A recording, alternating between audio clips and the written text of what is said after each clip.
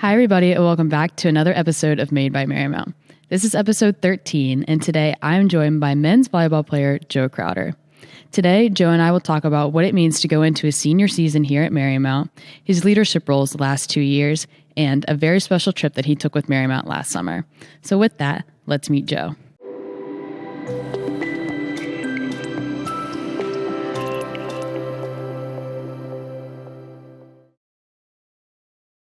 Hi, everybody, and welcome back to another episode of Made by Marymount.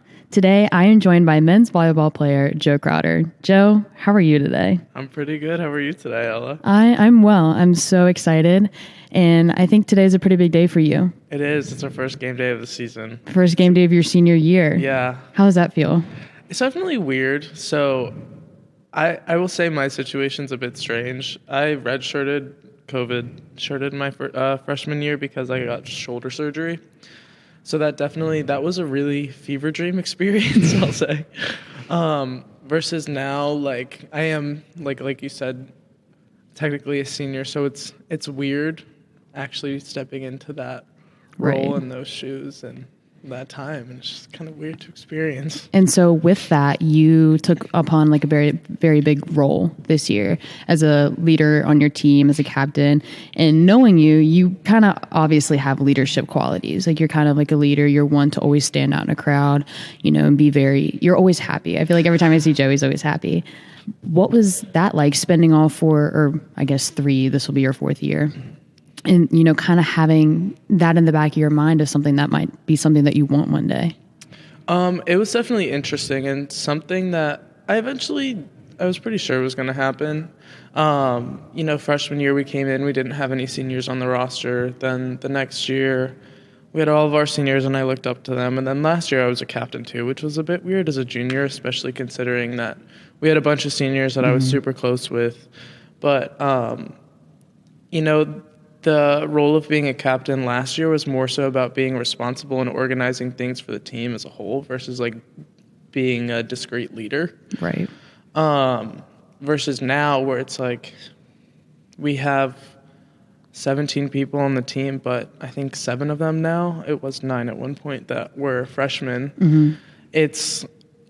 It's weird because I actually have to step into the real leadership side of it, as well as all the other like smaller business sides. So in a way, are you kind of like a big brother, do you feel, or more of like, the only way I can really know how to explain it right now is like teacher. Mm-hmm. Do you know what I mean? Like you're kind of teaching the ways, but also, I guess you're probably in guidance. A lot of these players, you were once a freshman here and you once looked up to those people as well. Your seniors, your captains. So they're in a place that you were once. Mm-hmm. Yeah, I would say like you said, it's kind of that weird niche spot between being a brother and being a teacher. I would say this year, like me and the other captains really made an effort to make sure that, yes, we all are in different classes, and yes, the freshmen still have to get the water and stuff, but like we wanted it to be more like a family, and that like there shouldn't be those obvious lines and distinction between classes. So I like that you add in there that like you guys still want to be a family, because that is something that really makes a team work. Mm-hmm. And like you said, you guys you had a lot of seniors on your team last year who you were very close with. And always when they leave, like seniors leave like that, sometimes it's hard. Sometimes there's like a void on the team and you're like, how are we ever going to go on from this? I've experienced it. I'm sure every athlete has. But knowing that, hey, okay, that happened. Now we have to pick up these freshmen, these little babies that just came into our team, and make them part of our family too. I think that's really special. And so, with volleyball, you guys are not in, what Marymount is in, the Atlantic East Conference, sorry. Ooh. But you guys are in the CVC, which is one of the hardest volleyball conferences in the nation. What are some of the schools that are in that conference? So just to name a few right off the bat, we have obviously us, we have Juniata, we have Southern Virginia, we have Randolph-Macon, Keene. We added some new ones this year. I don't know if Virginia Wesleyan is in our conference, but I know that we also have Roanoke, which is a new one. But like you said, it's one of the hardest conferences in the nation. So like Juniata is ranked in the top 10, I think, top 5, if I remember correctly. So is SVU. Randolph-Macon's in the top 25, as are we, and I think there's another team in there that's slipping my mind right now that's also ranked. So, yeah, definitely challenging. So is that like different for you guys? Like, do you guys feel like different when you're in a different conference? Like, probably not, but I can't speak for you because you're not participating. You're not playing like Centenary. You're not playing Cabrini. You're not playing these teams who most of us have rivals with. Mm-hmm. But you guys are playing, you have your own rivals. You know what I mean?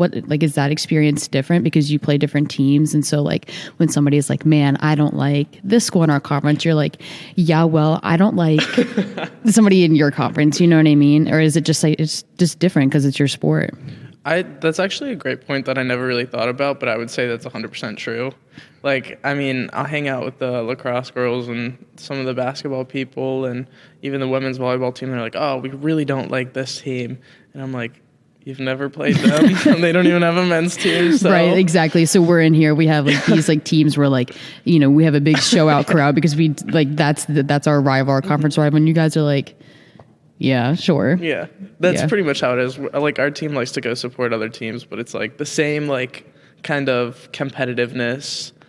We don't really feel that. That's right. Yeah, that's fair. And I think that that's interesting because with that, you guys will play some of the teams that like normally we play. So like we swim Randolph-Macon, but we've never touched. I don't even know off the top of my head, Juniata has a swim team, but like that's not a team that like we compete against. So I think that's really cool too. So when you guys are home playing these teams, it gives Marymount like a new team to look at. Like, oh, they've never played here. Like that also draws people in, and I think that that's really cool, bringing in those new teams. Yeah. And so you and I have kind of a unique relationship because we are on a very special committee, one of the best committees here on campus, obviously. We are both on SAC, the Student Athletic Advisory Committee.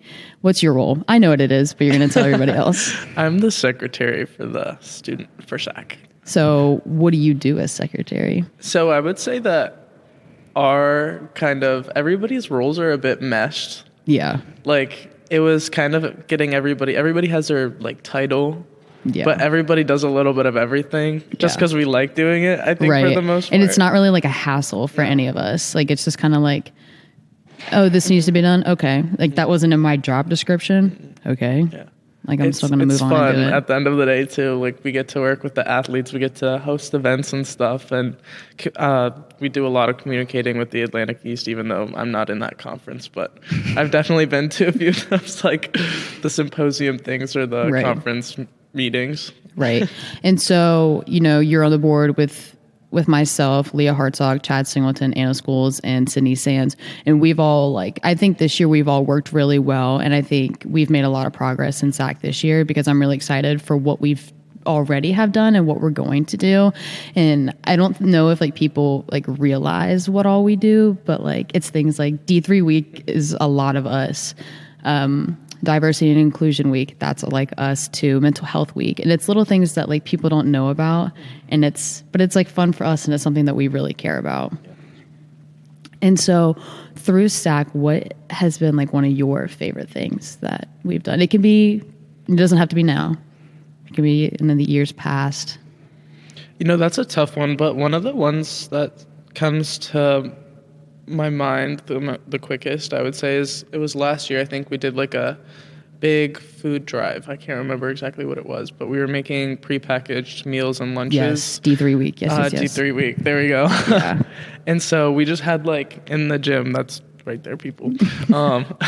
We just had a bunch of the tables laid out with blue cloth, I think, laid out, or tablecloths, and it was really cool to see how many of us there were and how many of us wanted to come out and help. So, because that was a big group of not just SAC members, but it was full teams, people outside of SAC came in, and that was a really big athletic moment. That's also one of mine because I joined SAC last year, so that was my first last year's my first year, so that was one of the first big memories I had, and it was so fun, and it was one of those moments where you realize what an impact we were having. So last summer you went on a very special trip. I did. But you went with Marymount's global program. Am I correct? Yeah, the bio department, global scholars, I think, is something where. And you went to Belize. I did. Was that fun? Oh yeah, it was. So tell me a little bit about what that trip like entailed. Like, why did you go? Why is it important to you?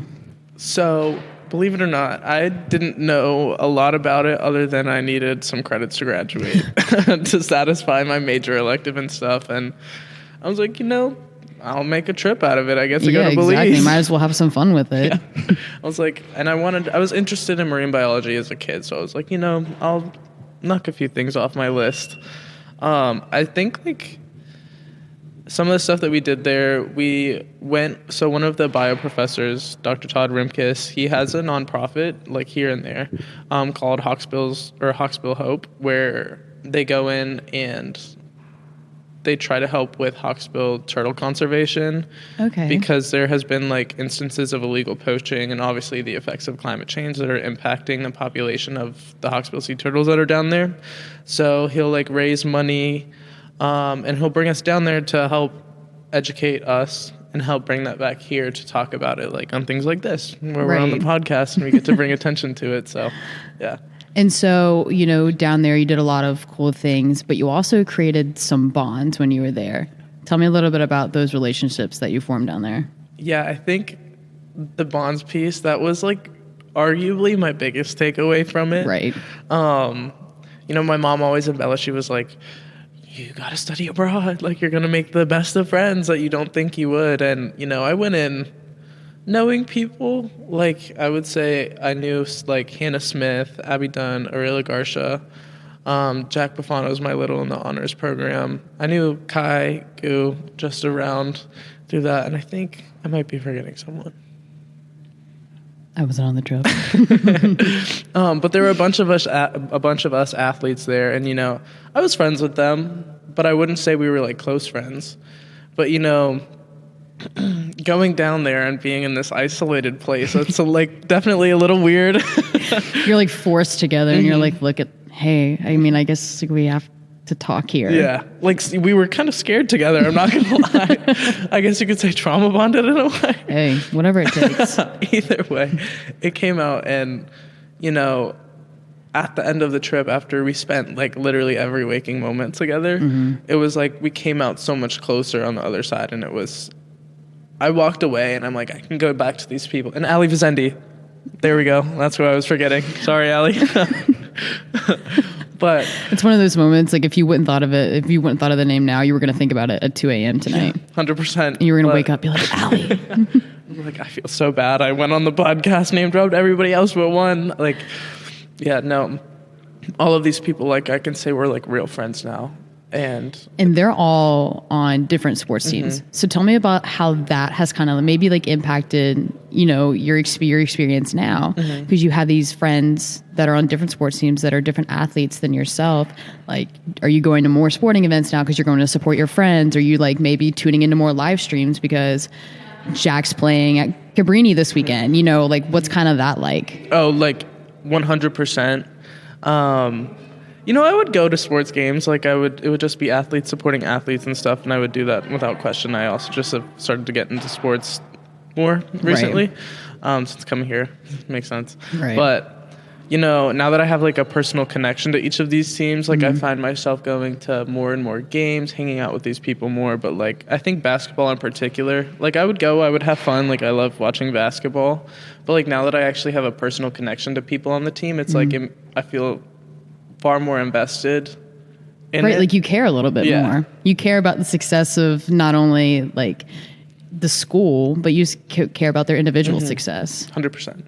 And so I think that that's really special. I can kind of relate that, with being on SAC with you guys. Like I paid attention to women's soccer this year because I became friends with Leah. Yeah. I was like happy for women's soccer, in the previous, but I didn't really know anybody on the team. But once you have that connection, like it makes everything kind of more fun. And especially this year with the success that Marymount's had, I was like, woo, go women's soccer, like go Leah. So it was really exciting. And same with Sydney, same with you now, because I'll be watching men's volleyball this year and I'll be like, yeah, that's Joe out there. I know Joe. Joe's my friend. And so that just makes everything, more fun. It makes you more involved too. Yeah. And so as we wrap up here, I got some rapid fire questions. Okay. And you have no idea what they are. No, I don't. They're really not that bad. Okay. So we're going to go, I'm going to ask them like pretty quickly, and then you're going to answer them as fast as you can. Okay. Favorite color? Green. Favorite food? General Tso's chicken. Favorite drink? Diet Coke with lime. With lime? Yeah. See, I like it with lemon. Don't I knock think it till that's you an unpopular opinion, though. Maybe not. It just needs a citrus. Yeah, that's fair. Not orange, though. Are you a coffee drinker? I literally left it in the car because it was too big to bring in here. I was a little embarrassed. So what's your coffee order? I'm pretty basic. I just get a cold brew with almond milk. Nothing wrong with that. No, Can't hate the basics. Okay, so then you have a game today. You guys are leaving around 2. You and I talked about this. What are you doing today to get ready for your game? So we all have I've been very busy the last 2 days. We were supposed to go and have like a 5-minute meeting with our coach. So I'm going to go do that sometime after this. Next thing I'm going to do, get all my stuff together because there was one time where I forgot some of my stuff. We all make mistakes. All right. And then I'm going to go roll out and hit the training room because I'm in a lot of pain. Okay. Yeah. Probably a good idea.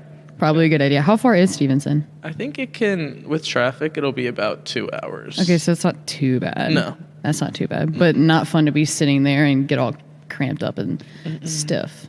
So yeah, I got to take care of that before you go. So are you excited for the season? I really am. I think we lost a lot of key players in recent years. And so I think a lot of people have looked at us and they were like, oh, they're probably not going to be good. So I think a lot of us are coming in with an underdog mentality. Since we're all friends on the court, it's like we get to punch up now. And we get to like show everybody like, no, we're still good. Yeah, we're still good. Don't doubt us. I like that. I like that a lot because you guys, and I think that's good because sometimes it is hard when you lose people on your team. You're like, now what? But you guys are like, okay, we lost people, we gained people, and we're still that team. Like we're still those guys. Yeah. Well, Joe, thank you so much for joining me today. And good luck to you guys today. I am so excited to see what you guys do this year. You know, I see a lot of success in the men's volleyball team here, so I'm excited. Thank you. Thank you.